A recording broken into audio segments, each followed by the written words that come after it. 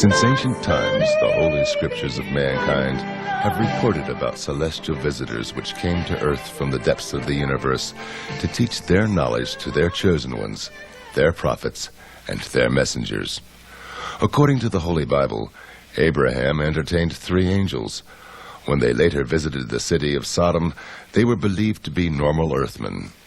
When the Israelites left Egypt, an angel appeared as a pillar of fire and guided them to the mountain of Horeb. The prophet Elias ascended to heaven in a fiery chariot. Ezekiel described the apparition of a great cloud with raging fire engulfing itself. In its midst, like the color of amber, also from within it came 4 living creatures. They had the likeness of a man. St. Paul reminded the Hebrews that some have unwittingly entertained angels. There is one instance which is echoed in the Bible, which is the story of Enoch being taken up to heaven to be with the gods. In the Bible, the statement is very brief about it. There's much more about it in the so-called books of Enoch, of which we have 2 versions that describe the voyage, actually 2 voyages. One time he came back to earth, another time he was taken to be with the divine beings. And this is really a version of a Sumerian tale, in this particular case of a person called Enme-Duranki, which is a title given to him after the abduction or visitation, which means the master of the bond between heaven and earth. And it specifically says that, among other things, he was taught the secrets of mathematics, the secrets of the calendar, and the secrets of the movements of the planets. It is said about Imhotep, the inventor of the hieroglyphs and architect of the first pyramid of Egypt, that he was a student of the Watchers who came down to earth in their celestial boats. Further references to these cosmic messengers are offered in the Vedas, the sacred scriptures of ancient India, which belong to the oldest written records in the history of mankind. According to the Vedic literature, there are many different types of human-like beings living within the universe, and they're all descended from an original common ancestor. According to the Vedic writings, there has been communication between human beings and other types of human-like beings throughout the universe for thousands and thousands of years. This used to be, in fact, more common than it is now. According to the Vedic literature, we're now in a period called the Kali Yuga, in which communication between humans and higher forms of life is somewhat curtailed. So actually the idea is that this communication was much more extensive in the distant past. Why did these contacts take place? Well, there's the ultimate question of purpose boils down to the question of what is the ultimate purpose of life? Why did this universe come into being in the first place? The basic concept that you have in the Vedic literature, starting in the middle, basically, of the explanation, is that you have living beings who have spirit souls. The soul is the essence of the being, who are in a state of ignorance. These living beings are situated in bodies made of the material elements. And because of these material bodies, they don't understand the true nature of the self. So there's an evolutionary process whereby, through experience in the material world, in different material bodies, one can gradually elevate one's consciousness. So life on Earth also is a school, so to speak, in which living beings take bodies of human form on the Earth to undergo certain experiences which in due course will elevate their consciousness. So the purpose of communication from higher beings in the universe is to aid in this process, to give people instructions which will ultimately enable them to attain to a higher platform of consciousness. So the idea is that on the Earth, people are basically living in a state of ignorance, but from time to time, beings from the higher systems within the universe will come down to the Earth and transmit spiritual knowledge to the people here on the earth. So in this way you have different religions developing. Of course, that's a very complex process, because once knowledge is transmitted to this earth, then people begin to do things with that knowledge. And so you can have the development of different religious creeds and so on and so forth. In 1952, Lord Desmond Leslie, a celebrated fighter pilot of World War II, nephew of Sir Winston Churchill and scion of the oldest Irish nobility, wrote the first book about these obvious parallels between modern-day UFO sightings and descriptions in those ancient Indo-Vedic writings. I was in a friend's library, and we were waiting. There was nothing to do, so I just suddenly saw this book. Or rather, it seemed to jump out of the shelf at me, Atlantis and Lemuria, written in 1890 by Scott Elliott, published by the Theosophists, with maps of Atlantis and descriptions, all taken from the astral of the Akashic record. It was very exciting. The thing that interested me most was the description of their flying machines, which it said were circular and glowed in the dark and could move very quickly on this free energy. And they were called Vimanas. And that got me going. I said, now wait a minute, these sound so like these flying saucers we just heard about. Remember Captain, wasn't it Mantell, Rupert Mantell, the chap who first saw them and described them like flying saucers. So I decided I'd do a bit of research. And I went to the British Museum Library, especially the Oriental section, where I got out the whole of the Mahabharata. Lovely English literal translation by Pratap Chandra Roy. No florid, just straight literal. And each chapter luckily had a summary. It was about 20 volumes, and I waded through and picked out everything about these Vimanas. And I just couldn't believe it, that the ancients had had them, and that they'd been in contact with space people. And it said by means of these wonderful craft, the star people can visit Earth, and we can visit the stars. And then it described them in Tibet as like pearls in the sky. You couldn't have had... Well, then I read on, and there was things about wars in ancient India, and some of the weaponry they used, with able to make three-dimensional images of a false army. Hologram, surely. A thing called the Brahma weapon, which had the power of the universe, and a light of 1,000 suns, which Teller then quoted. You remember about the atom bomb. And it said that the survivors rushed and bathed and threw off their arms, but a few days later their hair fell out, their skin turned red, and they died of a horrible sickness. And the army was so burned, they were just like, even the elephants were shadows on the ground. Well, that was Hiroshima, surely. So I said, all this has happened before, whether it was a space war or war among the Atlanteans, I don't know. For one entire year, Lord Desmond searched in old libraries for references to ancient UFOs. Then he completed his book. And then I got from a correspondent in America, Rick Williamson, who said a friend of his had a contact, a landing, and taken these amazing photographs. So I wrote to him and said I'd written this book, and could I see his photos? Well, back they all came with a lovely letter giving me permission to use them.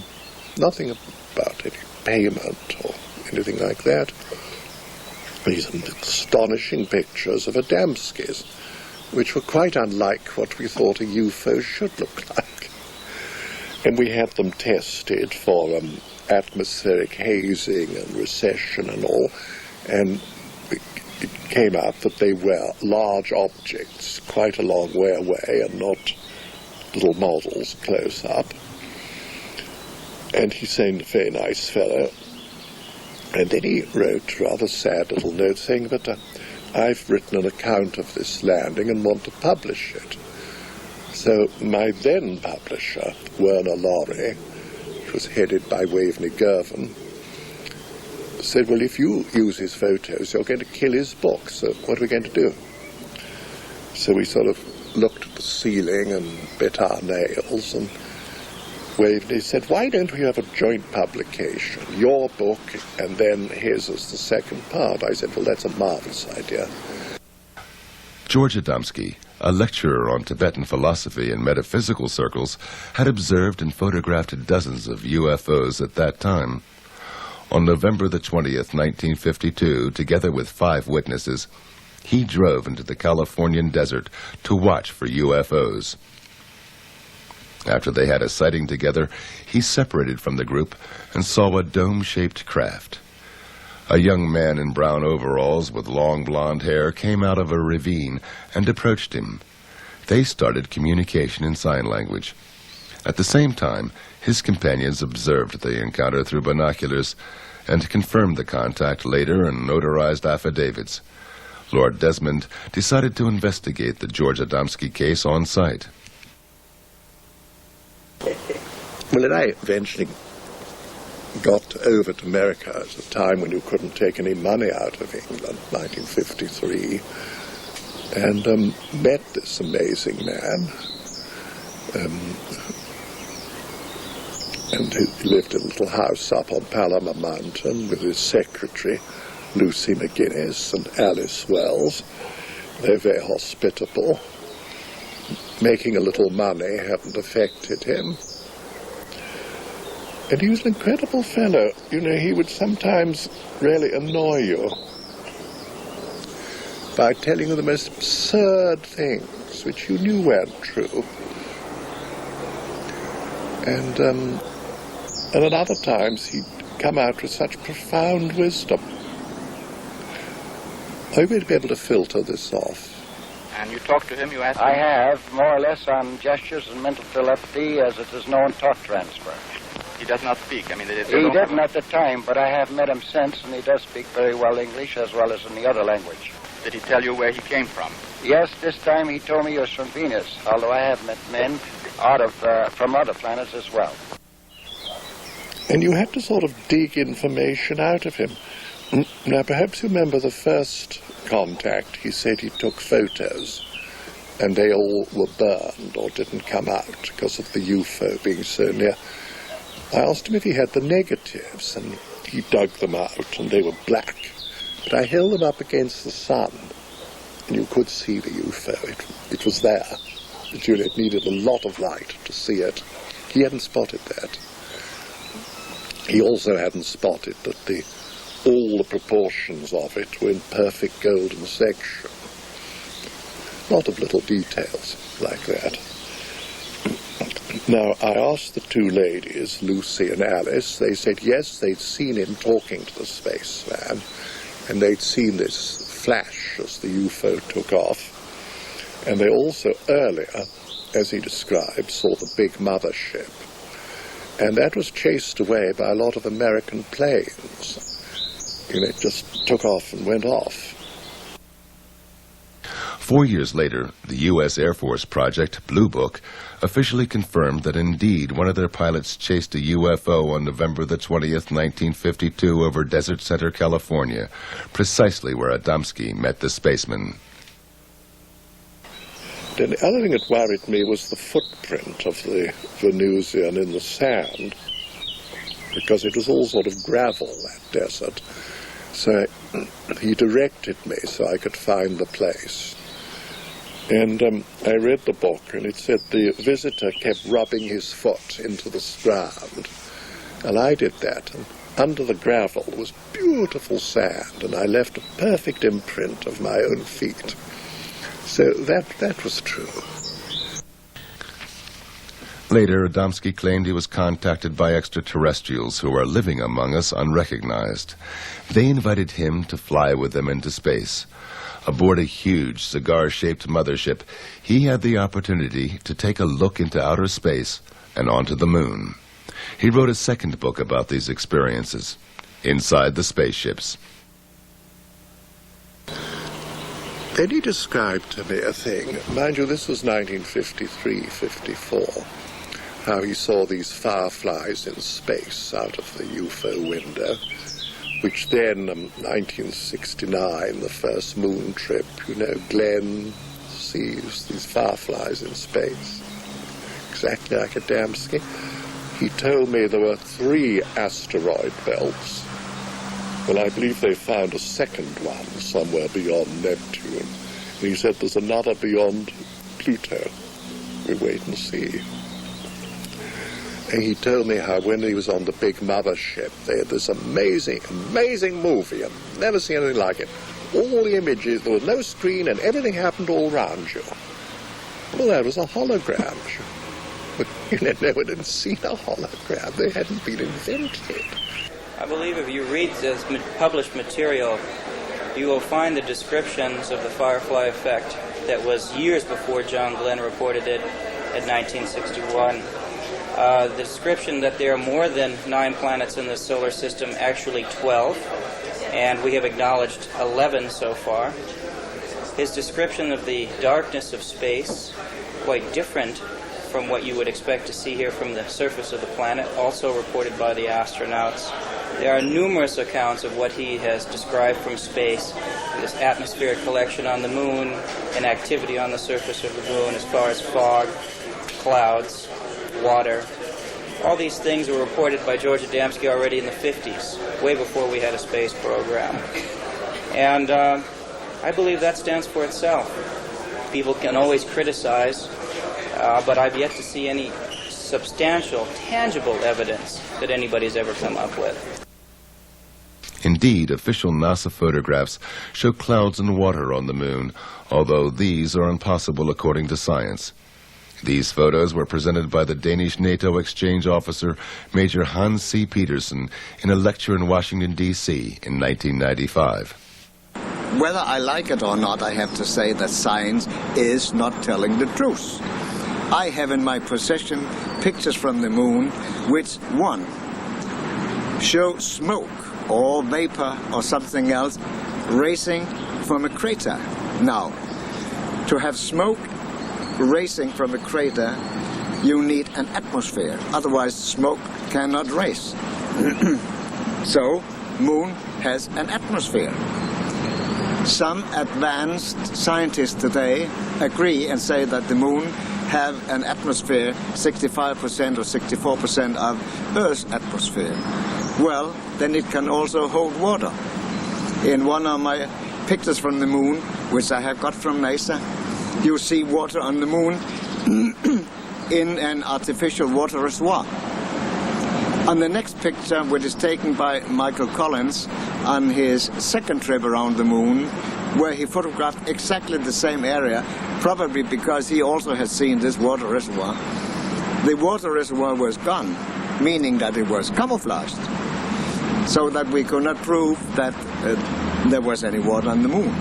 On another picture from the moon, we see 2 tunnels very clearly, not just a hole in the cliffs, but a nicely square, artificial made hole into. And right in front of this tunnel, in the side, left side of the tunnel, there's a huge, thick pole or obelisk, or what you would call it, which is clearly artificial. And many, many, many other things. We see objects moving and leaving tracks behind. NASA call them stones rolling down the moon's surface, but if you look closer, investigate the picture closer, you can actually see on shadow and light that it is rolling up the moon's surface, and so on and so forth. So we know definitely that science is not telling the truth about our moon. So that the world today is actually living on one big lie about their own lives. Because the governments don't tell the truth they know about the visiting space people. We have got a wrong story about our planets, about our moon. So our science is built on wrong teachings, and so on and so forth. But where do the space people come from? From Mars and Venus, Adamski claimed. Impossible according to science, but still, Introductory Space Sciences, a textbook of the United States Air Force Academy, claims it is possible that UFOs originate from, quote, the planets in our own solar system. It furthermore confirms that one of 4 observed groups of extraterrestrials, quote, appear to be essentially the same as Earthmen, and that contacts, quote, may have already taken place secretly. Do they have bases on our neighboring planets? We don't know. Lord Desmond Leslie has another explanation. Now, I told him at the time, I said, but surely your Venusians were etheric people and materialize because here Venus is probably very hot. And he said, they were no goddamn spooks. I said, no, nor was resurrected Christ. You know, he was fully materialized, but I'm not talking. No, he wouldn't listen to that. He didn't want to confuse the issue. I think that was it. He just didn't want to confuse. Because I'm also certain that some of his trips were taken astrally, which, as St. Paul says, is so real you can't tell the difference. St. Paul says, whether I was in the body or out of the body, I know not.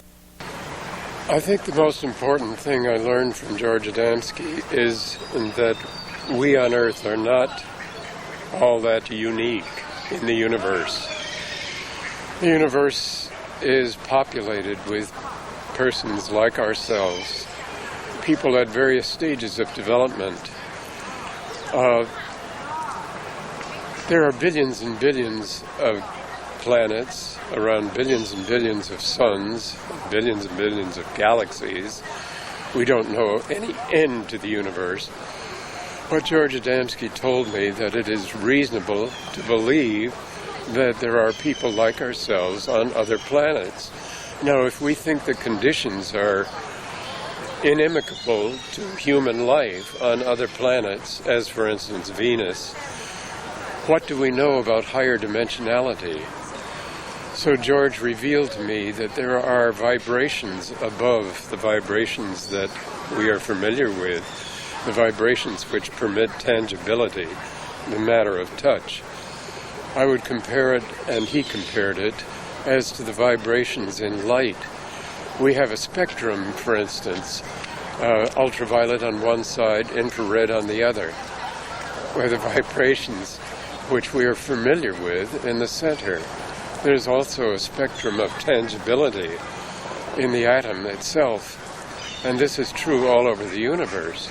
And while we're familiar only with the vibrations which make the tangibility we're familiar with possible on Earth, he was aware that there are other invisible tangibilities and that contact may be made. This ties in with the whole religious history of angels, for instance, from other places, of demonic creatures from other places. The universe is so much more complex than we had any idea of. He revealed to me this type of a universe. Adamski's books were published worldwide, and shortly afterwards, he established a global network of friends on all continents. One of them was Major Hans Petersen of the Danish Air Force, who, after UFO observations on radar and conversations with American colleagues, became convinced that Earth is indeed visited by extraterrestrials. He organized a lecture for Adamski in Copenhagen and became convinced of the reality of his contacts. He was planning a world trip, and he asked me to organize the Europe part of it. And at that time, he came to my country. Now, at the day of his arrival, my son, Lars, and I went to the local airport to meet him. And since I knew the airport well, we went to a point where we could overlook the whole airfield. And it was rather low weather. When the aircraft came out of the clouds, we saw that a flying saucer was just 20 or 30 meters behind it. And as soon as the aircraft was fully clear and ready to land, it went back up into the clouds. When I, 10 minutes later, met George, I said, there was a flying saucer following your aircraft for landing. He said, oh, yes, the boys always follow me. And this he proved later on his trip through Europe. And we arranged a hotel for him in the outskirts at a small town which had a harbor.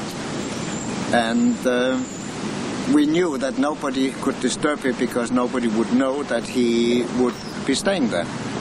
When they came late afternoon or mid-afternoon and checked in, the receptionist said that there had been a young man calling for him. Everybody wondered, but George, he just smiled. Now, he said, I would like to rest a little bit so you can come and pick me up again at 6 o'clock for this road trip. So they did. In this old-fashioned hotel, like in many other old-fashioned hotels, there were double doors to the rooms, one opening to the outside and one opening to the inside. So there's a space between the two doors. When the group came to pick up George, there was a ladder laying between the two doors. And on the front side, you could read the word Adamski. So he opened the ladder, and inside was a message saying, Adamski, do not go to Finland this time. Trouble for you. And signed with 6 words. He phoned me and said, I don't feel well of going to Finland because I got this warning. And I persuaded him to wait because it could be somebody who trying to make some fun out of it. Next morning early he called me again and he said, I met a spaceman this morning, a man from Venus, and he handed me a small parcel which he asked me to develop to the Pope in Rome. So I will definitely not go to Finland, and I'll also not go to Germany. So please make arrangements. And I did. Meanwhile, our group in Copenhagen was a bit skeptical that a spaceman had been around in their environment. So they went to the harbor where there was an old fisherman who used to fish very early in the morning, and they found him and asked him if he had been fishing this morning, and he said yes, he had. And they asked him if anything special had happened, if he had talked to anybody, something like that. He said no. Oh yes, he said, I talked to a funny American guy, but then there was a young man calling for him, so he left and I saw they were talking together. He came to London. He'd been to Rome lecturing, and he'd been on a European lecture tour where he met the Queen of Holland, and there was a frightful row and the students tried to disrupt it. And his lectures were run by Lou Zimstag, the niece of Carl Jung, lovely lady, with Tim Good, you know, who's written a lot of very serious books.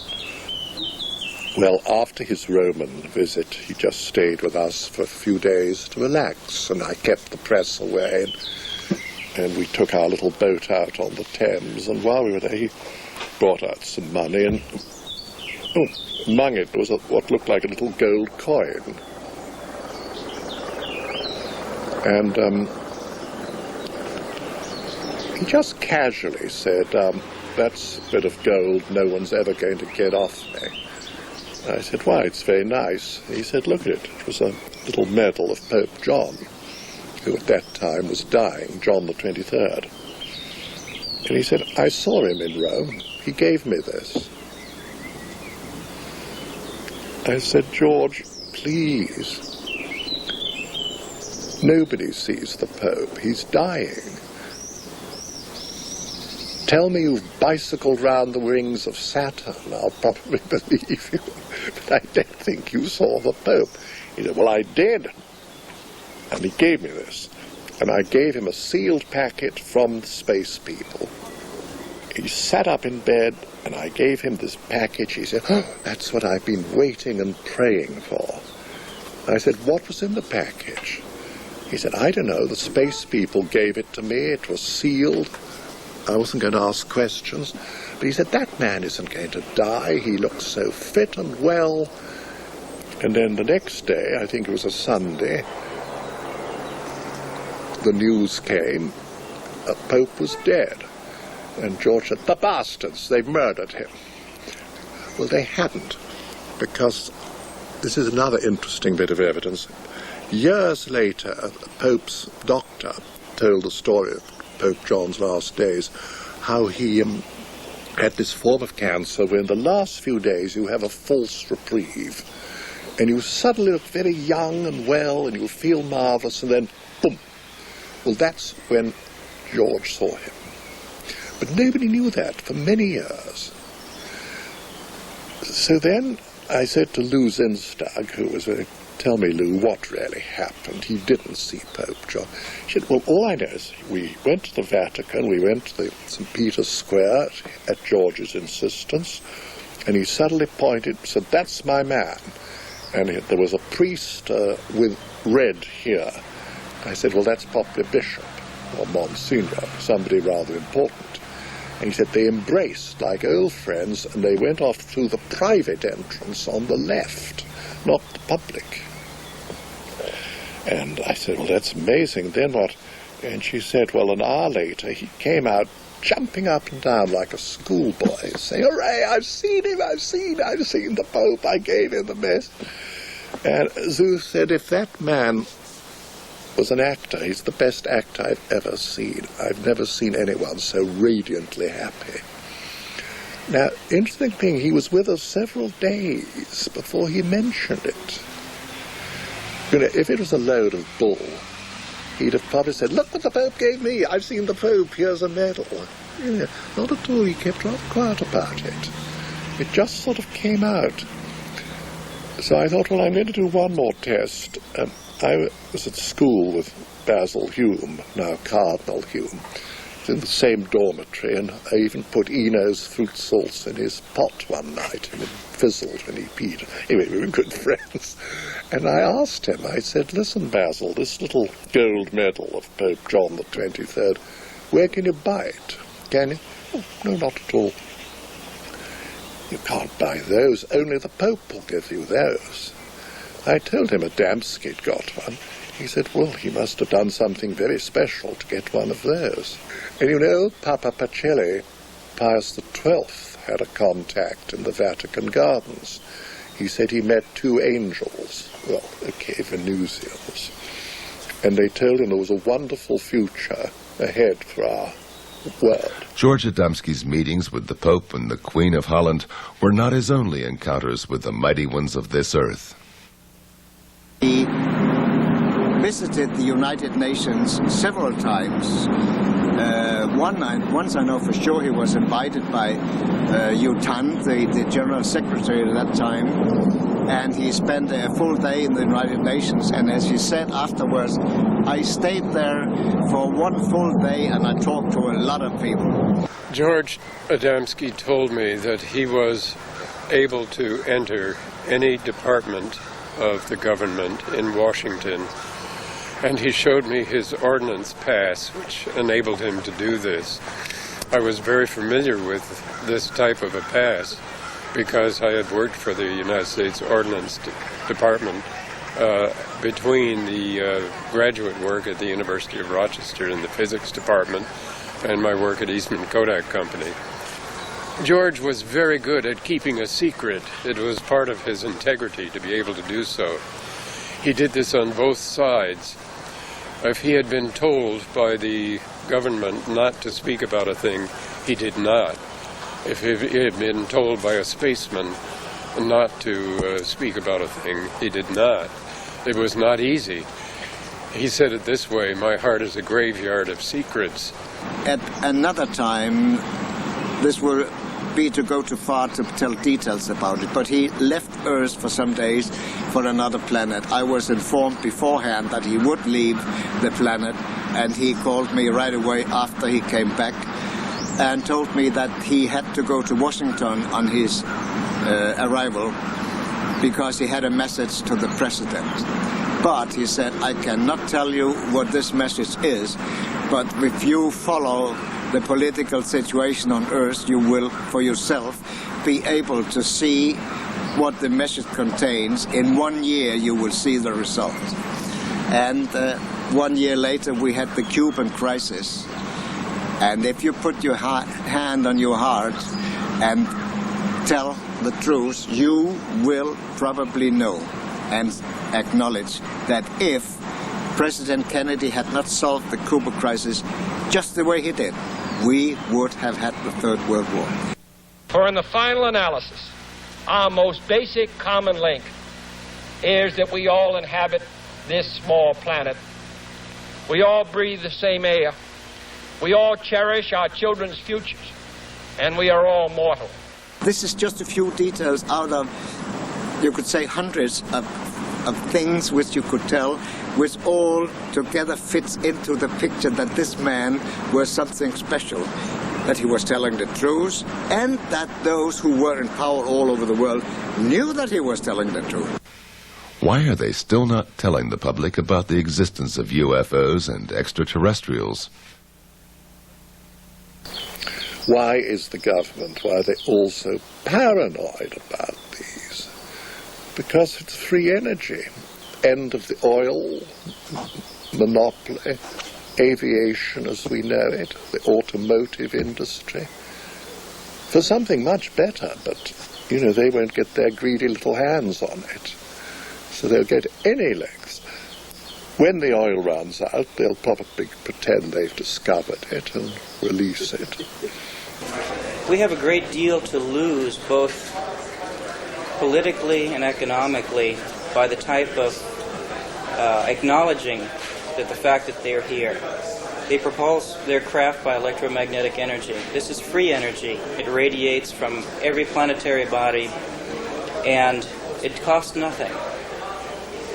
Free energy, you wouldn't have to pay your light bills, gasoline for your cars, any of this, etc., etc. And we as a society, we as a world, function on the consumption of petroleum. We literally, if we stopped using petroleum, the whole world economic system would cease to exist. The type of chaos that would result, the people who control the power have no intention of letting that go. That's one of the reasons. There's also religious reasons as well, because some religions teach that there's nothing up there. And when they have to start acknowledging the fact that life is a universal manifestation, then we have to rethink some of the statements we have. And we're very rigid in our minds. We don't want to acknowledge anything different or change. I think you can see that in the political climate here in the United States today. Glenn Steckling, a U.S. airline pilot, controls the heritage of the UFO contactee today. The son of German immigrants, became a witness of UFO sightings and encounters in his childhood, as did many others in Adamski's vicinity. My experiences with George Adamski began in 1963 when my parents and I met him and later spent time with him both in Madeline Rotifer's house in Silver Springs, Maryland, and also he spent time with us in our house in Alexandria, Virginia. That was due to an experience that we had in Washington where we sighted a dome-shaped, bell-shaped craft, and due to that sighting, we got in contact with Mr. Adamski and then met him, and subsequently spent the last 2 years of his life, whenever he was on the East Coast, together with him. I spent a number of times with G.A. George Adamski in Madeline's house when my parents and Mrs. Rotifer would go out and arrange lecture tours and engagements in the Washington area. And so I have very vivid memories of Mr. Adamski and the sightings that we've had out at Silver Springs. Many others besides the Rotifer film, which was taken a month before his death. And the type of people he was associated with, yes. When we moved to Denver, Colorado, we contacted Mr. Adamski after having read the book Inside the Spaceship and asked him, we were about to move to Washington, D.C., and if he would come and lecture in the area because Fred would very much like to have him there. He immediately wrote us back and he said, funny, there's a lady in Washington, D.C. who asked me the same thing, so please get in contact with her.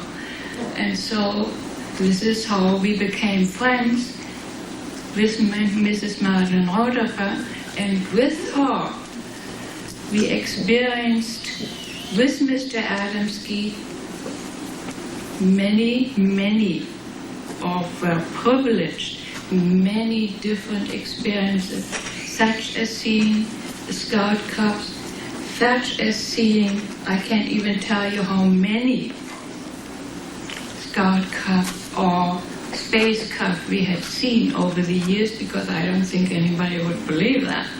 And then he went out to see that there was a Scout Cup very close to his window, because the very same thing happened to my husband and me some several years ago, shortly before he passed away.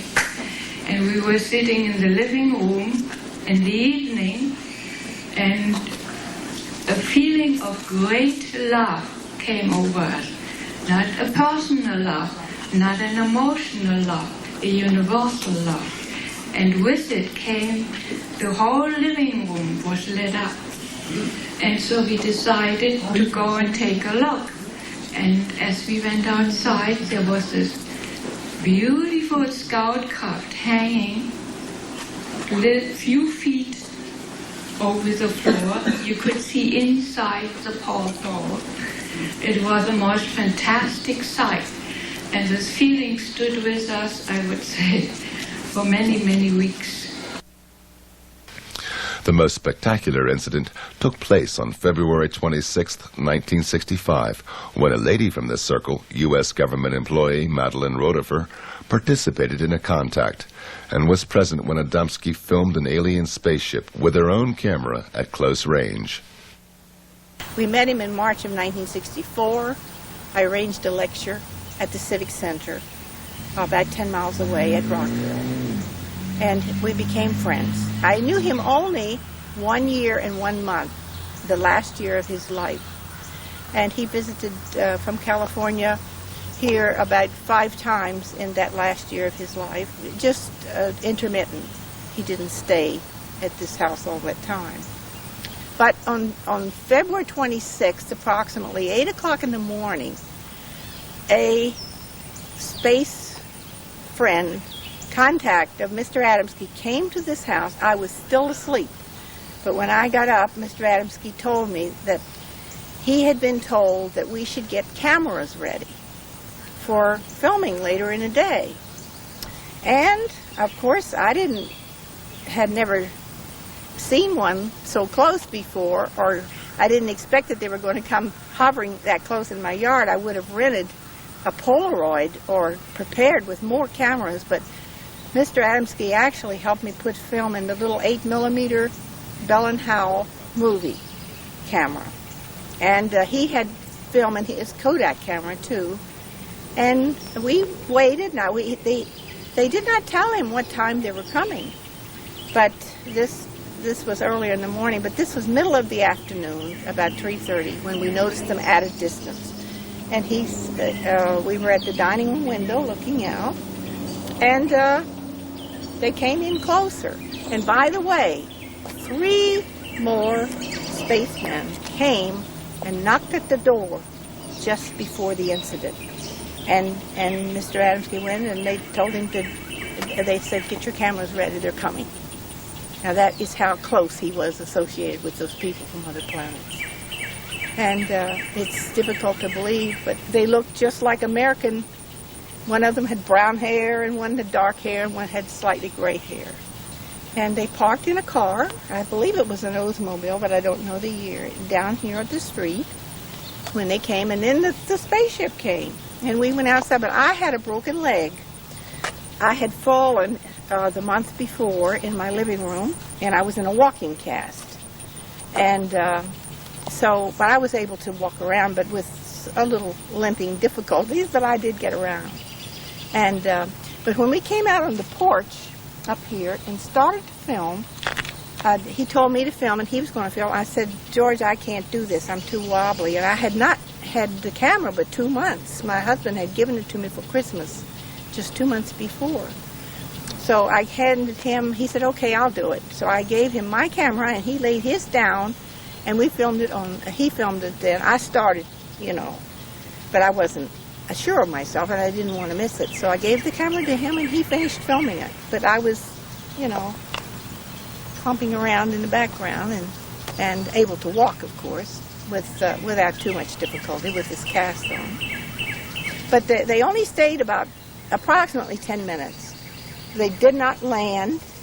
They did not get out of the spacecraft, but there were glimpses of people through the round windows.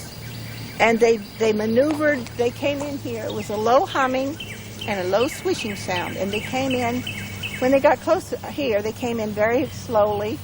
And it was round, and there were 3 of these, well, about this size, I guess, these landing gears underneath, and they were going like this, retracting in and out. And they told George later it was for stabilization. If they'd put all of them out, they would have had to land. And they kept one retracted all the time, and the other 2 were going in and out. But anyway, low swishing, low humming sound. And it wasn't real loud, but there was definitely a motor sound accompanied with it. And it was a brilliant royal, between a royal and a purple blue in color. It was a beautiful blue, and deeper blue than this. And it was round, and as it moved, it looked crooked, and on the film it shows this slight distortion, and it looked, lopsided and so on. But they were moving and putting on this performance for Mr. Adamski to back up, his efforts to get the world leaders to tell the truth about the visitors from other planets. They were demonstrating, they wanted him to capture this on film, their abilities to do certain maneuvers. And they wanted him to have this proof to show the people of the world, because our world governments have better film, and they haven't shared any of them with us. And they wanted Mr. Adamski to have this piece of film to show, to the audiences when he was speaking, how they do these certain maneuvers. They did this on purpose. William Sherwood, an optical physicist of Eastman Kodak, known as the father of photoelectric testing used in the optical industry ever since, analyzed the rotifer film in the Eastman Kodak laboratories in Rochester, New York. I analyzed the film frame by frame. There were 182 frames. We made enlargements of the frames. We looked for such things as double exposure, all the telltale things that you find when there's trick photography. We found out all we could about the circumstances under which the pictures were made, the distance from the camera to the object, the size of the image. We didn't know the size of the object, but we derived the size of the object from a knowledge of the size of the image, the focal length of the camera, and the distance at which it was photographed. I could tell by the branch of the tree where the object hovered just where it was photographed. I went to Madeline's house. I paced off the distance. I knew exactly what the parameters were.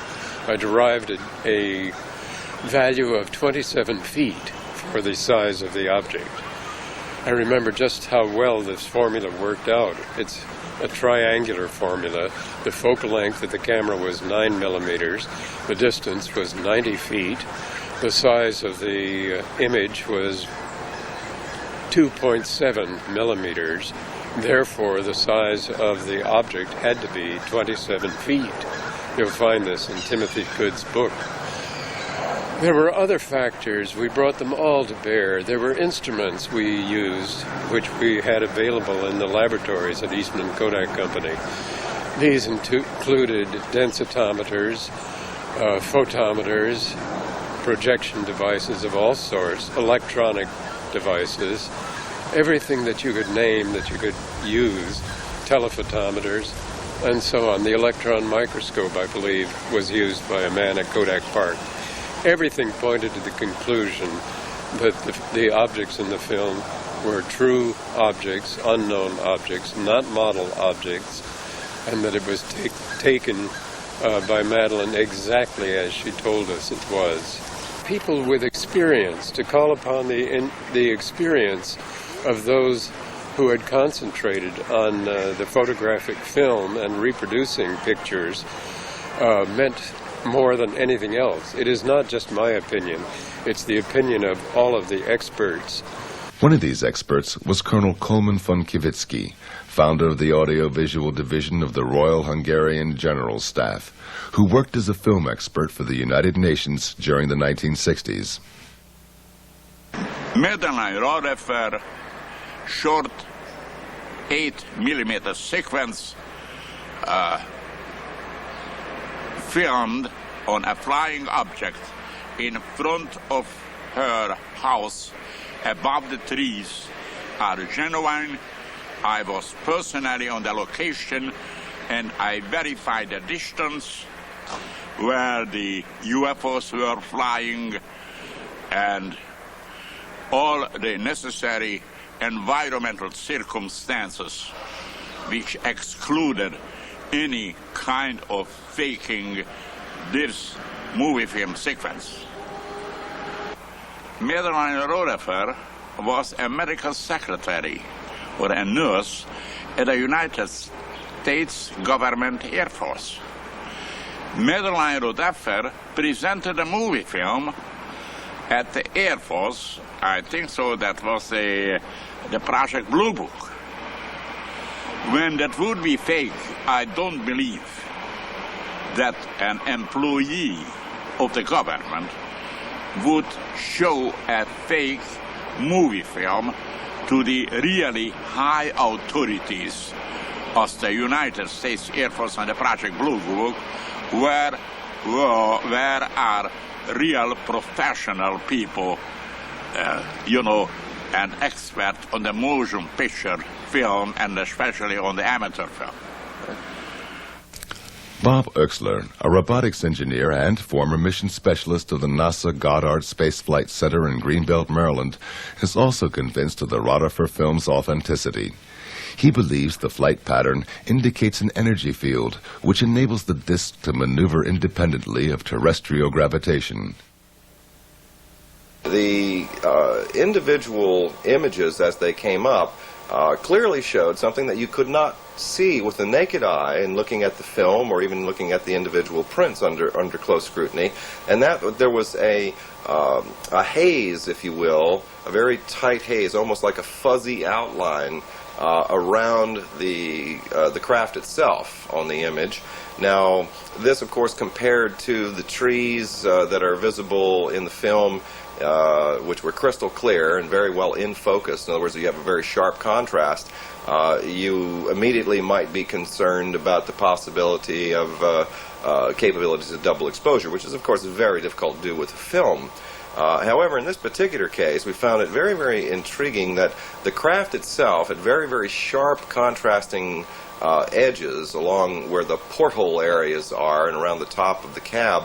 But especially in the bottom portion of the craft, we began to see that there was light emitting from the craft, but this was not a light such as a glow, like a reflection you'd get if somebody was projecting a light onto an object. This was rather interesting because it tended to suggest that there was some form of energy associated with the vehicle itself that was actually causing this sort of a red glow in the undercarriage area. But that, along with the glow that we were getting, the sort of a haze, a very, very distinct fine haze around and very, very close to the craft itself through the images, suggested that there was an actual radiation effect. Almost, I guess you could liken it to a mirage effect. People are fairly familiar with when you ride down the highway during the summer and you look across and you can see the heat rising, and it tends to distort images that are behind the mirage. Well, this is very similar to the effect that we saw on this object, suggesting several things. One, that you were actually looking at a three-dimensional object as something that was superimposed onto the film.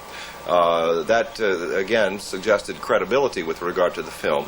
And secondly, it suggested that there was technology associated with it. This was not just, a trash can lid or something that was just casually thrown up in the air while filming was going on.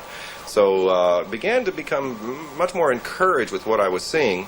The more I began to look into the individual segments, the film itself, the motion, we began to see things that you might liken to a distortion. In other words, the craft itself physically changed shape. Now, not the whole craft, but it seemed that portions of the craft changed shape. Now, this was a product either of what you might call an optical illusion as a result of the technology associated with the craft, the method that it used to maintain its levitated state to violate gravity, or it was a mechanical apparatus associated with the craft itself. We noticed that the ball structure in the bottom of the craft, in concert with the receding of these individual structures, that the one portion of the craft had an indentation that would go in every time this one ball would go up, and then it would come back out into a round disc, or circular area.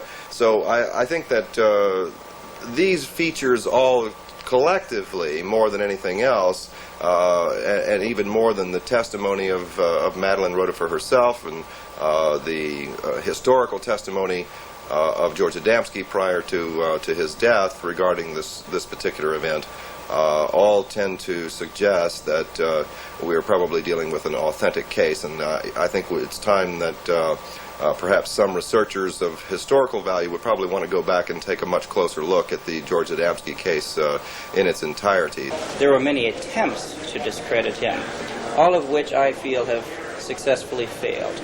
First of all, they tried to debunk his pictures and cannot do so successfully. They've claimed they were water coolers, and that was proven wrong. They tried to say they were models, that was proven wrong. They've been orthographically projected, biometrically, radiation tests. Now they start to go through computer testing. Adamski's photographs have gone through more tests in the last 50 years than any other photograph out there, and have stood the test of time. And I wonder if the rest of the pictures could sustain such the same test as his have. But why do you think... But why do they still question the reality of his experiences? Discrediting him and his message. Adamski stood for things which are not so popular in today's UFO movement. First of all, he did not believe in psychism or mysticism in this field. He felt that belonged in a different field that had nothing to do with UFOs, because these people come from worlds where they believe in the meaning and essence of life. They don't believe that something else, whether it's the stars, whether it's the future, or anybody else is responsible for their actions. They are responsible for their actions. And so this type of information is what people tend to attack on Adamski. And he was not attacked by the officials as vehemently as he is by the rest of the people in the UFO field, because they feel threatened by the type of information he gave them. In September 1967, Steckling himself had a spectacular UFO sighting. In 1967, my father, mother, and I were on lecture tour in Germany, and we were traveling from Mannheim on the train, and we witnessed, along with the passengers on board this train, a armada of what we would call spacecraft or UFOs appearing and disappearing above the train, I'd say around 10,000 feet. And my father, with his 8mm camera, filmed the sequence of these craft, and as the film rolls, you can see the crafts appear and disappear in formation, and you can see the motion of the trees moving by as the train is in motion, so the craft are behind the trees, not in front of it. And it's quite an interesting piece of film. It was reported in the newspaper the next day, the German newspaper for that particular area. On our way back from Schifferstadt to Frankfurt, we were able to film a whole armada of spacecraft flying over, I would say, very clear and very near to the Frankfurt airport.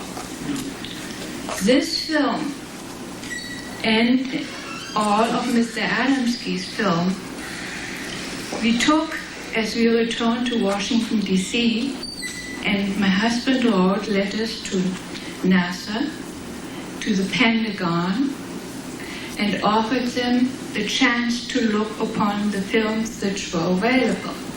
We got invited to all of the organizations, to the Pentagon, we got invited to NASA, and during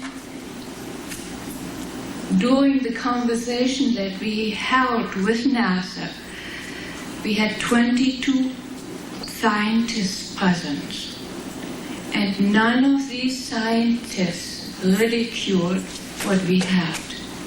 In fact, they were not even interested in the scout cars because they told us the size of it, how they fly, and with what they fly. These are some of the films George Adamski took by himself. He shot this one in Mexico. A cigar-shaped craft hovers over the street. Adamski took this film through the portal of a spaceship. It shows a white disk in Earth orbit. In another film from Mexico, a luminous telemeter disk moves in front of a bush. Behind the bushes, we recognize the dome of a landed scout ship. That he was telling the truth was very easy for me because I got confirmation through sightings I had on my own. George had a lot of sightings, and he told us how small reconnaissance objects, not bigger than a tennis ball, looked. He told us that there were some even larger. He told us there was reconnaissance object with a crew, normally 3 normal-looking people and 2 robots. He told us there was big motherships who carried the flying saucers into the atmosphere before they released them. He told us about objects, underwater objects which could fly in space or dive. And he told us that they could dive into the water without any sign of disturbances on the water. Even if the water was completely still, it was diving just like on a trick film in a movie with behind a mirror or something like that. And over the years, I had many sightings where I saw these small reconnaissance objects. I saw the object with a crew. I saw a mothership, and I saw 2 landings and so on. And nothing of what I experienced was outside what George Adamski had told us. So to me, there was no problem. I had the proof that he was telling the truth.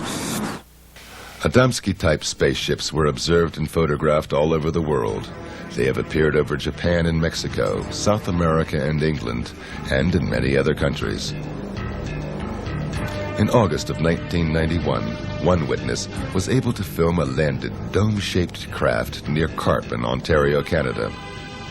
The small reconnaissance probes were photographed in Denmark and the U.S. from close range.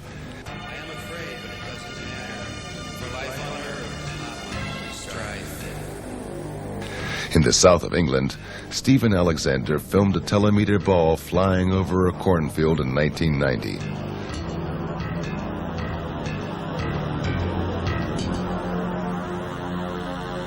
This spectacular footage was shot in June 1973 during one of the first flights of the Concorde. The luminous small object surrounds the supersonic plane and hovers for seconds in front of its engines. Cigar-shaped motherships were seen in similar frequency. This film was taken over Rhode Island in 1967.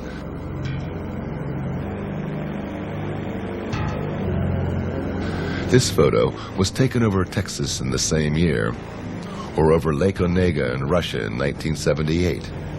These films were shot in 1980 over Hagen in the Ruhr area of Germany.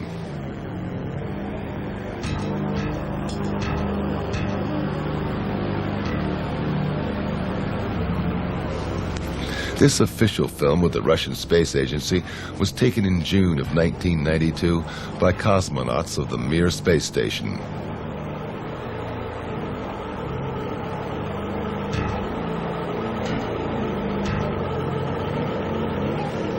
An identical object was photographed in June 1966 by U.S. astronaut McDivitt aboard Gemini 4. Hundreds of witnesses saw this cigar-shaped craft in April 1990 over Krasnodar in Russia.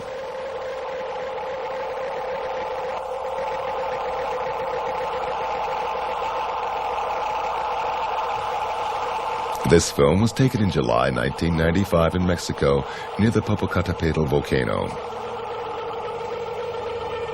And this cigar-shaped craft was filmed by Tim Edwards of Salinas, Colorado in September 1995. Experts who analyzed the footage came to the conclusion that the object is more than half a mile long. The mothership is surrounded by small, luminous craft. Another case from the year 1954 was even investigated by the British royal family. About 2 years after Adamski, a UFO like his landed up in the Lake District, Cumberland, Lancashire, so up there on the side of Lake Coniston. And two small boys, Stephen Derbyshire and his cousin, took a little photograph, 2 photos of it. And in the second photo it was moving and it was distorted, just the way a golf club appears to be curved. They used to think it was bent. It wasn't. It's the movement of the film. And we compared them on orthographic projection to Adamski's, and they matched perfectly. So Prince Philip actually wanted to see them, and they were sent. I arranged it through the Queen's Secretary, Sir Boy Browning, who was a very nice man, and husband of Daphne du Maurier, who wrote Rebecca, and a great war hero. and they were taken. But the deal was no press, no inkling. And the press begged me. They even said, look, just nod and we'll give you £1,000. Well, I mean, today I suppose some arsehole would have sold the whole story, but in those days a deal was a deal. So they met him and they told their story. Finally, Lord Desmond encountered a spaceman by himself when Adamski visited England. He was going to lecture in Bath, and again he was staying with us. This was an earlier visit, not the one with the Pope, it was earlier. So I took him to Paddington Station, and the sequence of events is quite interesting. It was a very grey, dull, dark day, okay? A porter took his bags. I said, get this gentleman a first-class seat. Yes, sir. So we went. So the porter chose the seat, not us. We went into this first-class carriage, with one other man sitting in it, with this marvellous silver-gold hair, beautiful blue suit, and dark Polaroids. Why wear dark Polaroids, on such a dark day? Apparently they don't like our light. And he radiated, I don't know what. He just had such an aura that I was almost knocked over. And he then took off his glasses and smiled at us as much as say, hello, I brought you here. I hadn't been very well, unfortunately, and I was so sort of dismayed by this that I went out in the corridor and said, George, come here. What do you think about that chap? He said, I don't know. I said, well, I think he could be. I mean, there's something very odd about him. This orange skin, dark glasses. Anyway, I'm just making it up. So then the whistle blew and the train went. Well, I wish I'd stayed aboard, because they'd no sooner got talking than he revealed himself with the secret handshake. And he said he was working as a scientist in England, pretending to be one. At that time is 1963, when he was here, he had told us that there were quite some living in Europe, and he said there were 15 living in the Scandinavian area. And some stayed for a longer time, some stayed for shorter times. They came and they went and so on and so forth. Now, in the later years, we have found out that they are rather active in the Swedish area. And 2 days ago I had a lecture in a society inside the United Nations called SEAT.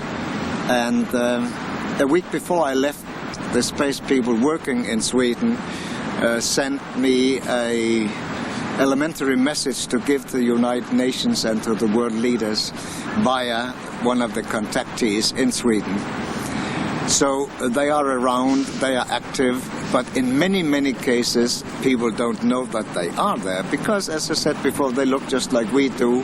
They fit into our society, they even work in our society. They are interested in and concerned in our development as a race, as a society, and the type of behaviors that we display, what we are doing to our planet, the destruction of the only place we have right now. We're not unlike they can go to different places. They're very concerned with that, and they bring a message of peace and understanding, purpose of life. It has nothing to do with fear. It has nothing to do with manipulation of the mind, nor the taking over of the world and this planet. I can assure you they have societies and much better places to live. They certainly wouldn't need this place. They've been coming amongst us for thousands of years, and we as a civilization are not very receptive to peaceful ideas. We tend to be very aggressive, whether we burn people at the stakes, or whether we discredit them for their ideas, or blatantly shoot and execute people. I would be very hesitant. I would be very cautious coming to this world because we're not very stable. And so they have decided to walk amongst us more in a Peace Corps type of situation and then help individuals or individual bodies with the type of information they bring. On April the 23rd, 1965, George Adamski passed away after a heart attack.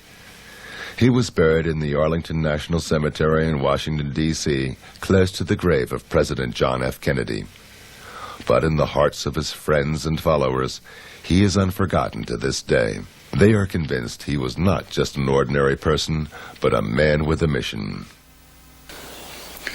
The last thing he showed me, before he left, and that was the last time I saw him, he pulled up his thing and showed me his navel. He didn't have one. He had a starburst incised in his belly, the depth of my finger, cut into the flesh, deep, deep, deep channels. I said, how the hell did you get that? He said, I don't know, I was born with it, I've always had it. I said, well, who are you, George? He said, well, I don't know, but you see, I cannot remember anything before I was 4 years old, when my parents, who were Polish immigrants, came to America. And they told me, while they were waiting on the docks for the ship, with a little boy of 4, George Adamski, a mysterious man just came up and took him away. A few minutes later, brought him back again. But he was a different child. George was a person who was always receptive to this type of thought and the type of message that they brought. He already spoke of it in the 30s. He had a number of sightings already before the telescopic shots that he took in the late 40s. And why not George? You can say that of anyone. Why him and not the next one? And then why not the next one and not him? It was him. And I'm sure that they examined him by looking at his thinking and his reactions, and if he would be a good person to bring this forward. He was genuine. You could feel truth and genuine friendship. He was friendly, and he was not an actor of any kind, he just wasn't. He was sincere and honest, and you could feel the honesty and the warmth from him. And he was enthusiastic and very happy about this film, because this would help to silence some of the critics. And he was very happy about the film, and he definitely and he had a sense of humor. He definitely had a sense of humor. Otherwise, he wouldn't have been able to withstood all that barrage of questions from some people for hours and hours on end. And sometimes they got a little argumentative too. But he definitely said, no, none of this. He said, I'm telling you the facts, and I'm sharing them with you. And he says, it's up to you to believe it or not. But he said, it is important that the people of Earth know that these people are here, and they've been coming for hundreds and thousands of years. But now, because we're about to go into space, that's what they told him, and also that we're having difficulty with atmosphere here on Earth because of pollution that would continually get worse. And remember, this was 1965, and it has occurred too. We have many problems, as you all know, with thick and thicker pollution. George Adamski was not the only contactee. Shortly after he went public, others followed and claimed that they had similar experiences. Some of them were charlatans and cultists who spread messages of salvation and tried to deceive the gullible with cheap fake films or discredited the true contactees. But others had genuine experiences. The American rocket technician Daniel Fry claimed he witnessed a UFO landing near the White Sands Proving Grounds in New Mexico. He was invited aboard and received a message for mankind. The most significant experience that I had is probably the finding out of the major purpose for this invasion, so to speak, was to keep this planet alive, that we're approaching an area of controversy which could result in the displacement of all humanity, because we had learned how to do that without learning how to get along with each other. Later, Fry shot some films of unknown flying objects. Contactees and UFO enthusiasts met regularly at the giant rock in the Californian desert, at the site where contactee George Van Tassel claimed to have met space people, and where he later built, allegedly under their instruction, the Integraton, a generator to reactivate human cells and to charge them with cosmic energy, as claimed by Van Tassel.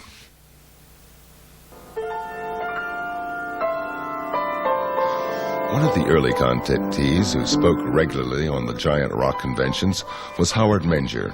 Menger presented what many UFO enthusiasts had long waited for: physical evidence and a message of deepness and beauty.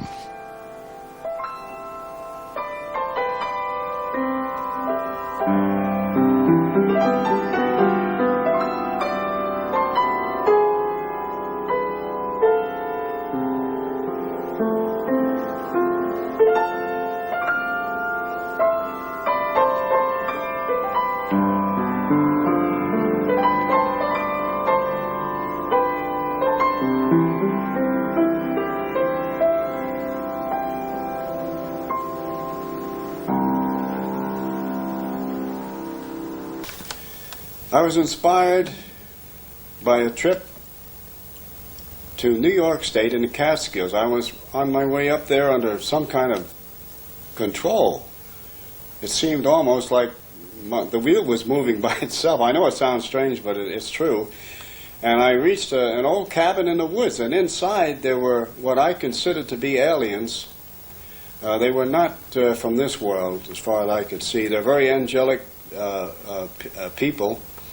And they had all kinds of instruments in the cabin, all types of electronic, like what we'd call pianos and organs. And on the wall, they had a 1-inch thick 2x2 television screen. And they could move it anywhere they wanted to. I think we're getting that nowadays. We're getting into that now, 35, 40 years later. But I went in there and they showed me the instruments, the musical instruments, and I expressed the wish that I wished I could play the piano. And they said, well, maybe we can help you. I don't know what they did, But I could sit down after that visit to the cabin, after meeting these wonderful people, and I could play anything by ear. I think it all began when I was very young, approximately 10 years old, in the early 30s, when I went up into the woods, as I often did, and saw a beautiful lady on a rock with a stream going by. And I was really surprised, because first I thought it was one of the farm people, because there were farms nearby.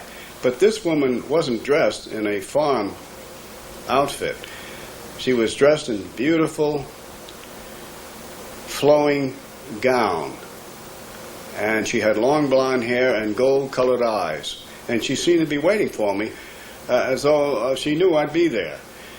And when she spoke in perfect English and a beautiful voice.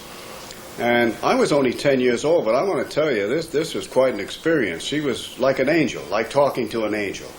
And she seemed to know all about me.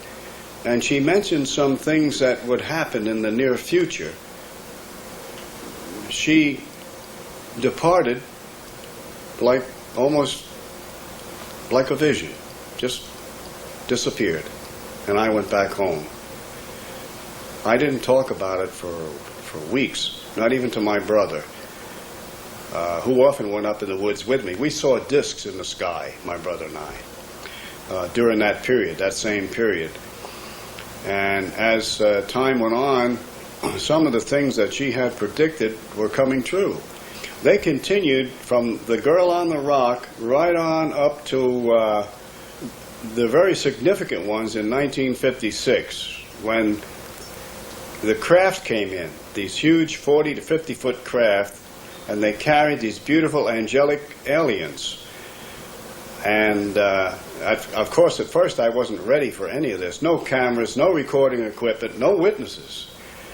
But after that, I prepared myself with cameras, witnesses. I had witnesses. I was taking a movie on one incident in 1956 in Highbridge, New Jersey, where a craft was coming in. It's in my new book, the Highbridge incident. The pictures are in there.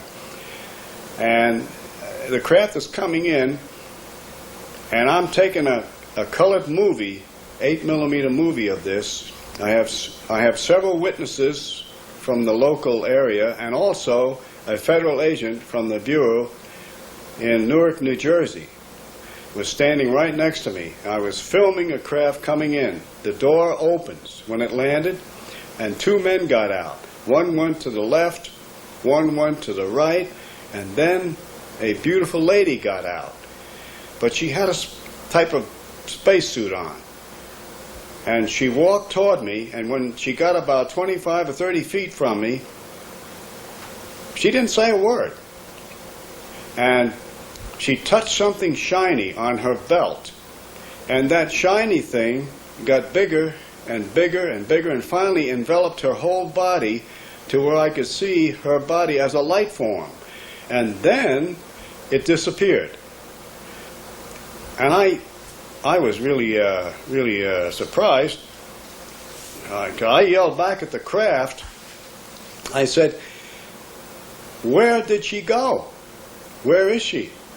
And they yelled back in perfect Oxford English, "She's here with us in the ship."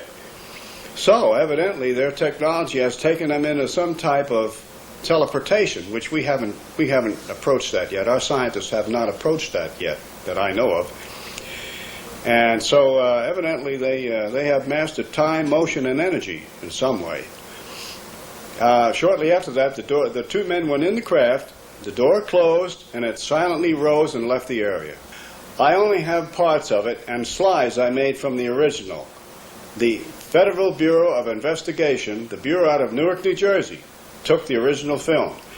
As you know, there is a definite government cover-up for three reasons: political, religious, and scientific, and for national security. Indeed, Manger had hundreds of eyewitnesses at that time. Psychiatrist Dr. Berthold Schwartz spoke with about 40 of them and became convinced that Menger's contacts were real experiences. Well, living in northern New Jersey, where I practiced medicine for many years, I used to hear years ago on the radio Howard Menger on the Long John Neville show. And I was quite interested, to put it mildly. How could someone make these statements and make all these claims and these other things going on? Then, of course, reading about it in the papers. And my patients would ask questions, people across the board, straight Americans. So one thing led to another. And then by fortuitous luck or whatever, coincidence, I met different people that were closely associated with Howard. Leading citizens, not just average Joes, good, solid Americans. And they had quite a story to tell me. So the ball of yarn started to unroll, and I became more and more involved in who this man is, where he's coming from, how do you explain these things.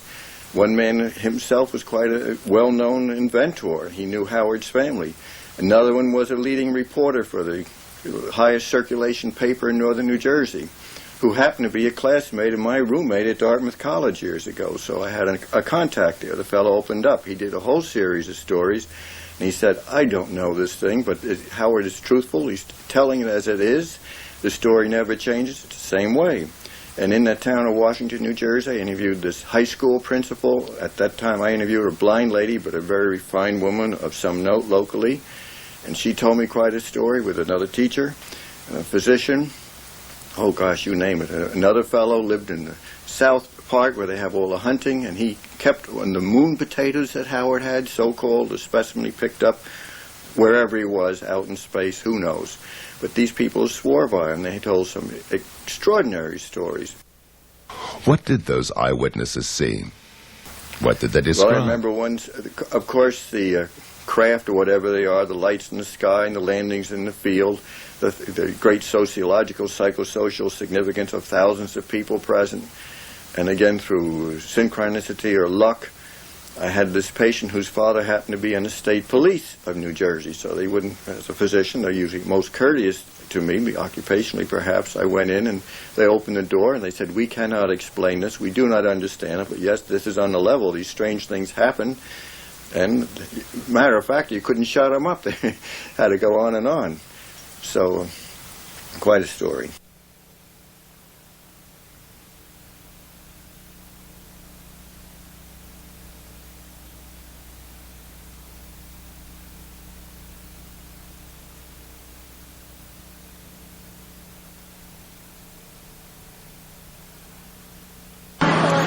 There were people that said they saw lights in the sky and things that darted very fast that didn't look like a helicopter or a plane because it moved too swiftly.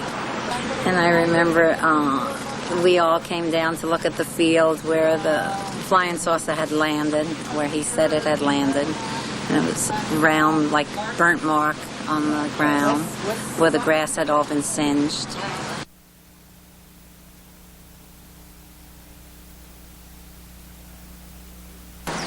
And in the 1950s, a young high school boy came to me and said this man was taking them up in the wood and showing them lights that glowed.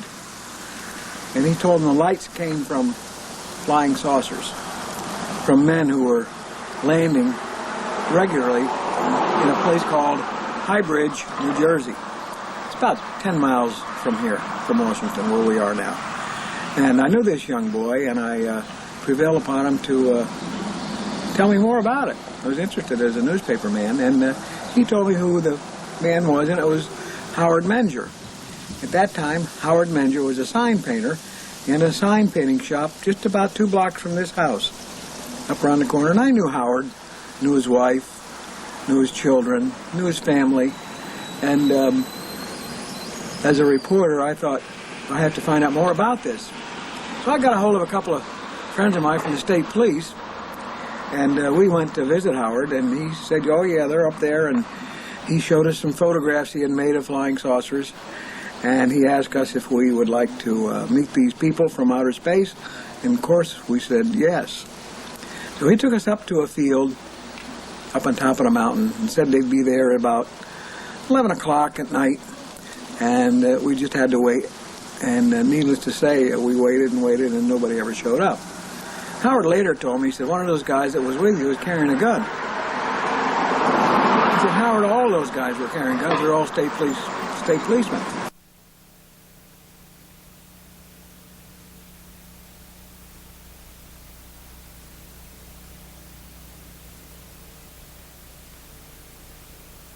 Well, one evening, he advised me that there would be a sighting, he believed, so I took a girl I was dating at the time, whose name was Dorothy, and a friend who worked for my father. His name was Richard Barry, and he was repairing televisions for my father. He was a student, I think, of Princeton at the time. I couldn't drive. I didn't have a license at the time. So Richard drove Dorothy and myself down there, and we met at Howard's house, sat in his kitchen, had cocoa, as I recall, and he said, let's go up into the woods and we'll see if... He said, I think the ships are here. So we did. And it was Howard, his wife Rose, his sister-in-law Mary, who I think was single at the time, myself, Dorothy, and Mr. Barry. And we broke up into groups. Howard and two of the women went one way, and myself and Mr. Barry and Dorothy went another way. And we walked down this wood trail, and we did see these pulsating lights in a ravine, kind of hovering on the ground. And these were believed to be he said they were scout ships. And they seemed to be translucent. Like you could see through them, and they seemed to have brighter cores inside, like a light bulb would do, or a vacuum tube would do. And they would change colors. They'd be pink, and then they'd be green, and then they'd be white, and whatever. They just kind of seemed to hover over the ground. One of them did seem to put out a little light, which kind of went round us, I think, and then went back in again. And we were awestruck. There's no doubt about that. I remember I'm 16 years old and never saw anything like this in my life, and quite believed everything that we saw was, in fact, out of this world. So we went back down to his house, and he said, I think one of the alien people trust this group, and they're going to make themselves visible. So we went out and stood in his backyard in a lawn area, and it goes up to a hillside. It was in meadows.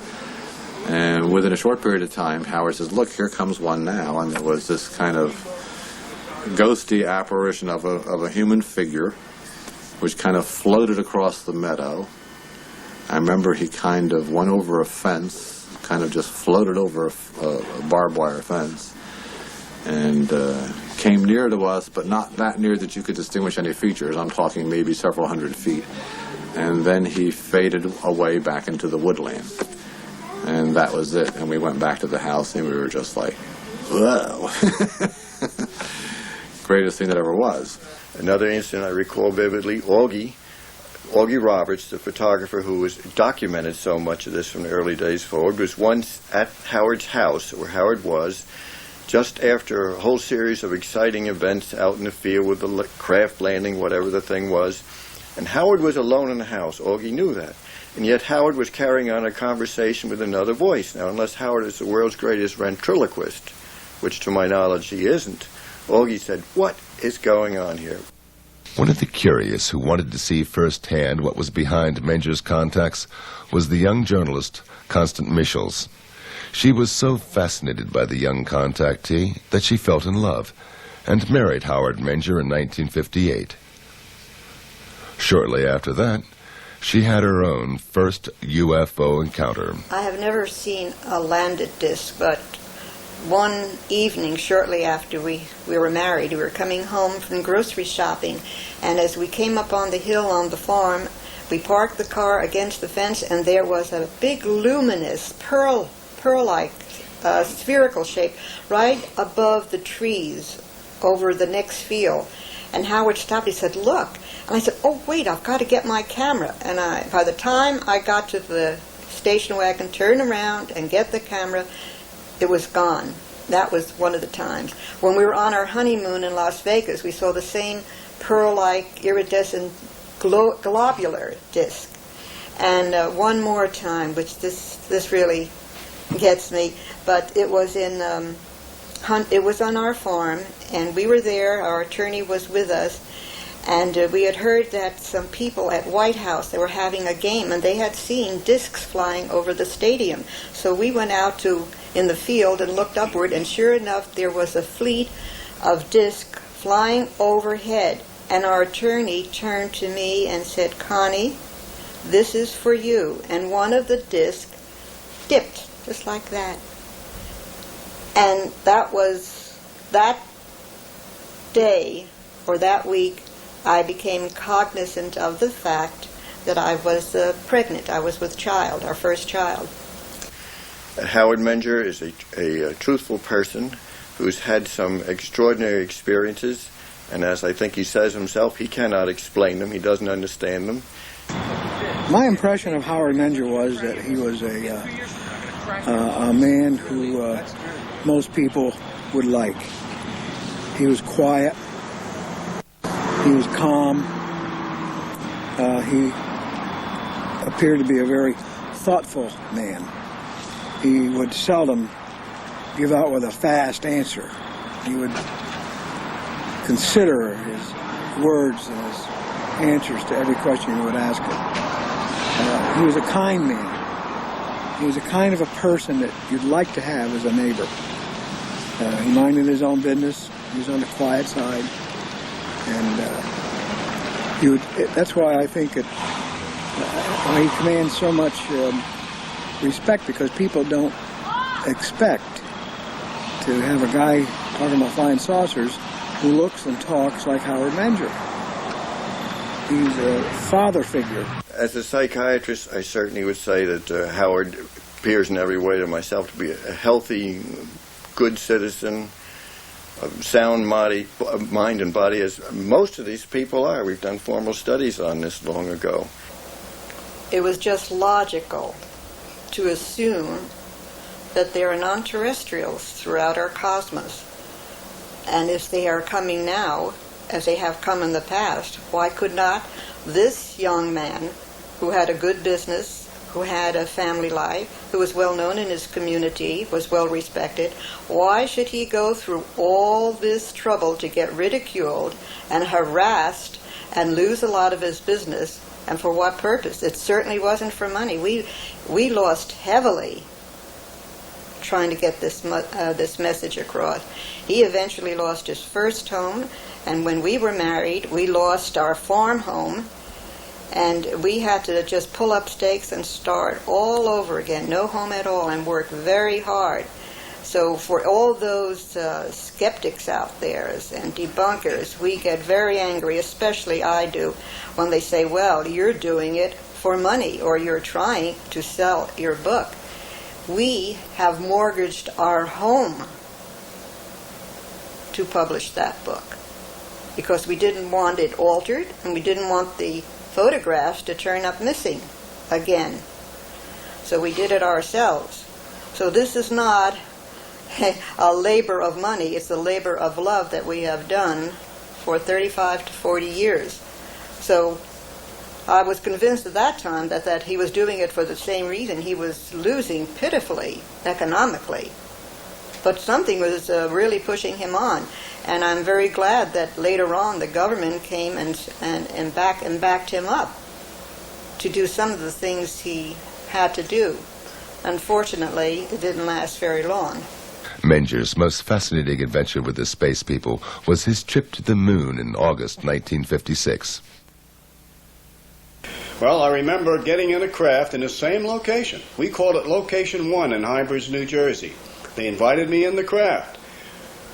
And they didn't tell me right away where we were going, but I found myself in outer space with a Polaroid camera, and there were about 8 or 9 people in there with me, aliens, and a friend of mine from Hybridge, New Jersey, who I still don't mention his name because he doesn't want to mention it, but he was in the craft with me.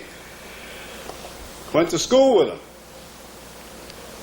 We were up, we could see through the portholes, the Earth getting smaller and smaller and smaller. It looked like a blue tennis ball with white clouds over it. Finally, we could see the moon approaching and getting larger and larger through the portholes, and I took pictures of the moon on the other side of the moon, where there's a line between the light and the dark, and there was like a small city there.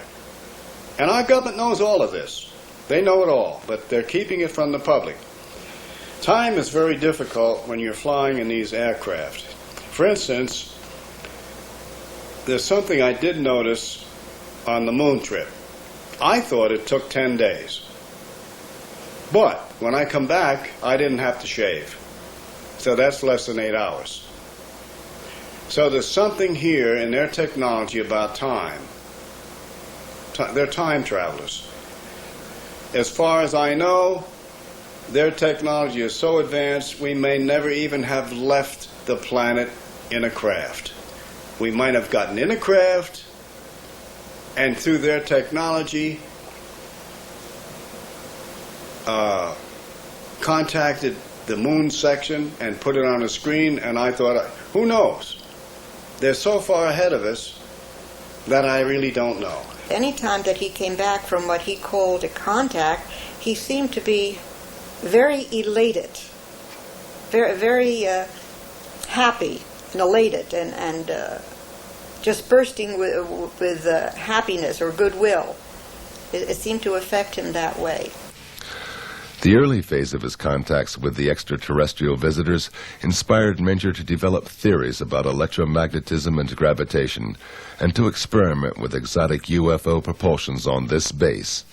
So what happens in my theory is that the electromagnetic field surrounds the disk, cuts off the cosmic particles coming in, so that gravity, which is a push, my theory, is no longer a push in this area, because it rises. Allowing it to rise, it cancels out the push that I call gravity. That's my own explanation. Now, whether it's true or not, you know what? I don't really know. But on that theory, I did get a craft off the ground. 1951 was when things really happened, because I built an anti-gravitic electrodynamic propulsion 4-foot radio-controlled craft, which looked like a flying saucer. And I flew it quite a bit around Hybrids, New Jersey. And one time in the afternoon, it got away. My controls, I lost control of it, the radio control. And it went up about 500 feet and then went west. And I was pushing buttons like mad, and it just didn't respond. It got away. And there goes approximately, today's dollars, $60,000. Now, in those days, money, a dollar was a dollar. And it took me 2 or 3 years, a period of that time, to come up saving that kind of money and buying the parts to build a craft like that. But it was successful because 2 weeks later, FBI agents came out of Newark, New Jersey, to my shop in Washington, New Jersey. I had a machine shop and sign shop there. And they said, Howard Menger? I said, yes. They said, well, we want to tell you that your craft crashed, and they showed me the pieces, on the Ohio-Pennsylvania border, which is several hundred miles from Hybrids, New Jersey. So that's, and it crashed. I don't know whether it hit a tree or what happened. And they traced me from the parts. I bought these parts in electronic shops and hardware stores on Route 22 in New Jersey. And they went to these stores and traced it down. And they're very good at this. And they came right to my shop and said, stop, don't do it again. Keep quiet. You will be visited by some representatives from the Pentagon. They are interested in the propulsion system. So, by the time in the late 50s, they kept coming back in this and that. Now, I didn't put a lot in the book about this because they said not to. But in the 60s, they didn't have a contract, as you spoke of, but they did sponsor me to go to Colorado Springs and actually build, in cooperation with 80 other scientists, engineers, and all types of men who knew what they were doing, build a between 40, 50-foot craft, and it flew successfully. And we were shushed up, none of us could talk, and it was a wonderful experience, all paid for by the government. I have a picture of a Mercedes-Benz that the government paid for me to travel back and forth, Colorado Springs and High Bridge, New Jersey. The deal with the government had its price. Manger had to leave the UFO movement completely. Yes, they did silence me. I silenced voluntarily because of national security, which was their biggest reason. And being a patriotic citizen and a veteran of the United States Army intelligence back in World War II, yes, I did keep quiet for security reasons. Because in those days, the Soviet Union was at odds with us. They were our enemies. And they didn't want this technology or any of this out for fear that it would get in the wrong hands and used against us. For a time there, we had to give it up entirely, any contacts with UFOs and Howard was gone so much of the time. He was involved with the government, which it's very difficult for the family. I want to tell you, when you're dealing in intelligence work, it's very difficult for wife and family because your husband can't tell you exactly what he's doing or where he's going or when and if he's coming back. And that's all left up to conjecture, and it gets to be very uncomfortable at times. And however, that was resolved eventually, and Howard decided to give it all up and just devote his time to me and to the children and to his work until such times it would be more appropriate for us to talk about his experiences and our experiences together. But his life, his thinking, still was overshadowed by his experiences with the space people. They even influenced the life of his children, Heidi and Eric. Deeply. Yeah, the philosophy was probably the best thing they gave me anyway. I think it's given me a good open-mindedness and a good stable foundation. That's probably the best thing, if anything, that they gave us. It gave me the niche to my music because I'm a musician and I went through all types of music from Baroque, opera, jazz, modern music, and the only way I really found the way I wanted to go was through the faith that I have in it. It was really from the core of our family that I got that faith.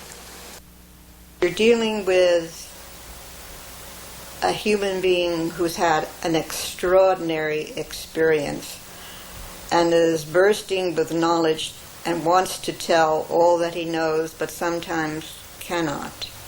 And it leaks out over the years, and persistent questioning, and going over the events very carefully, trying to remember what I call parables that the non-terrestrials told him, trying to figure it out ourselves, what they meant, what the knowledge was, and realizing that it was we who had to do the searching and find out what it all meant, that we were not going to be given a textbook for aliens. We had to figure it out ourselves. And when we finally did, we found out that we had it in us all the time because we've been seeded by our non-terrestrial ancestors.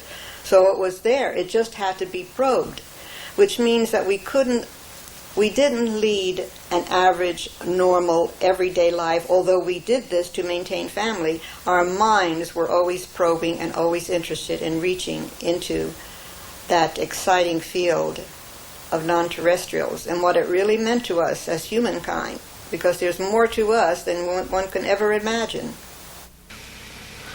When the space people ended their contact with Menger in 1958, they left many unanswered questions. Well, they left. The original angelic people that I talked with years ago in the 50s, in the 30s, a girl on a rock, and then the 50s, and the many trips in the craft,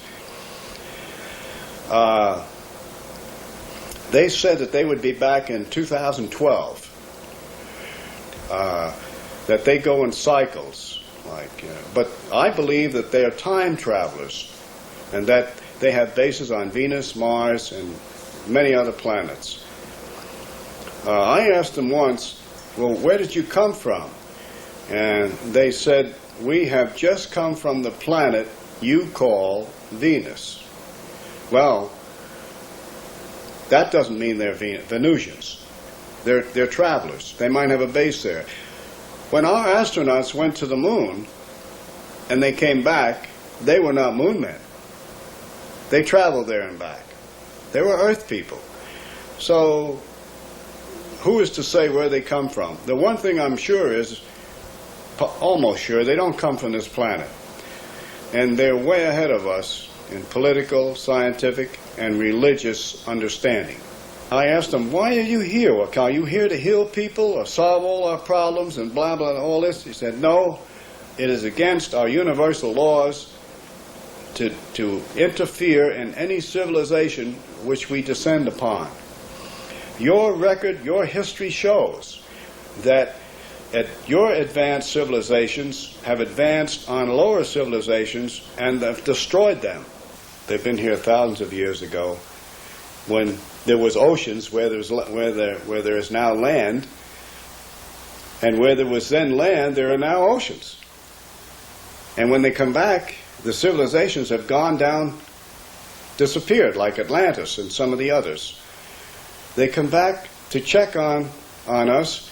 They are our ancestors. They helped us to rise up from Homo sapiens to where we are now, to a thinking human being who can make tools and who invent technological things to help humans live a better life. They said that they have laid down laws thousands of years ago that most of them are in our scriptures today. Various Bibles all over the world, holy books all over the world have come, they said, from extraterrestrial contacts, because they were considered gods in those days and looked up to and worshipped. We even made statues that looked like them. And so they said, all we have to do is read our scriptures, live the life it recommends in the scriptures. All the Bibles all over the world said, thou shalt not kill, don't kill. Don't covet your neighbor's wife, don't do that. Love thy neighbor, do that. Moses, Buddha, Jesus, all said all of these things. They were contacted by these aliens, angelic beings also. Connie Menger believes that there is a strategy behind the proceeding of the extraterrestrials, a program to educate us step by step.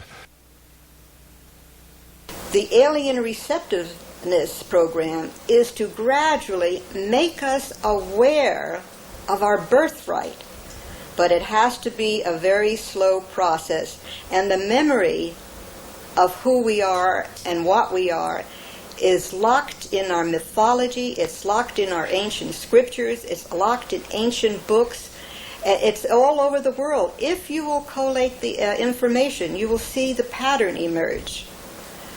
However, we have to go very slowly because the memory of that has been obliterated from most of humankind. And as a matter of fact, we may have been a quarantined planet for a long stretch of time.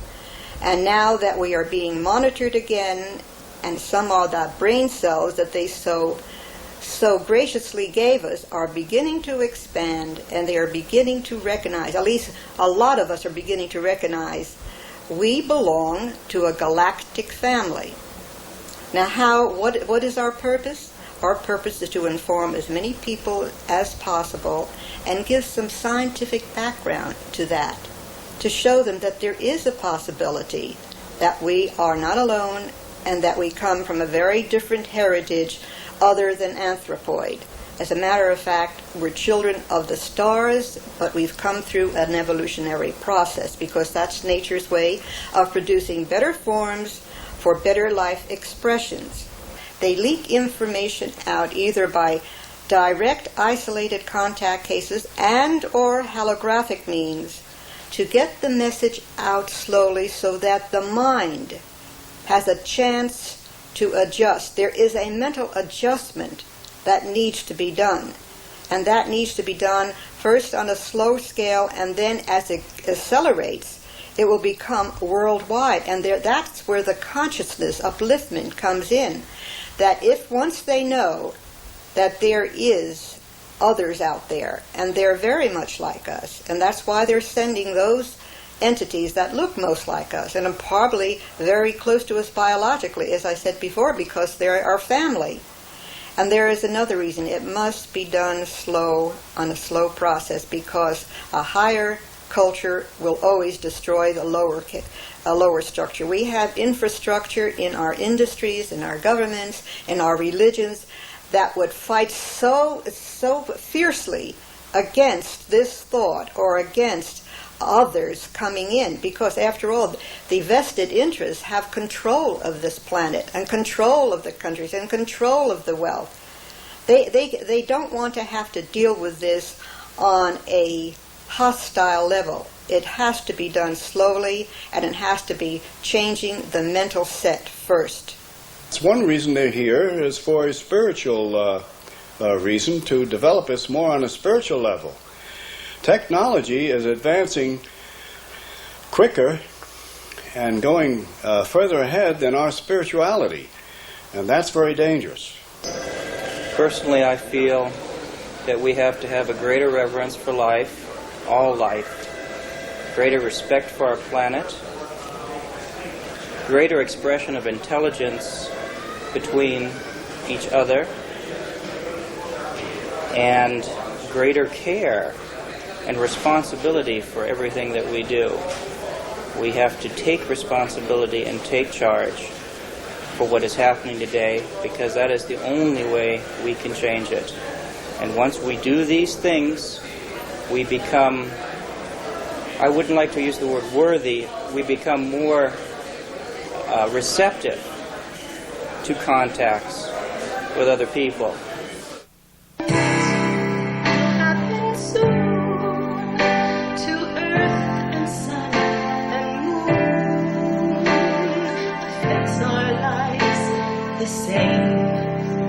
Don't you read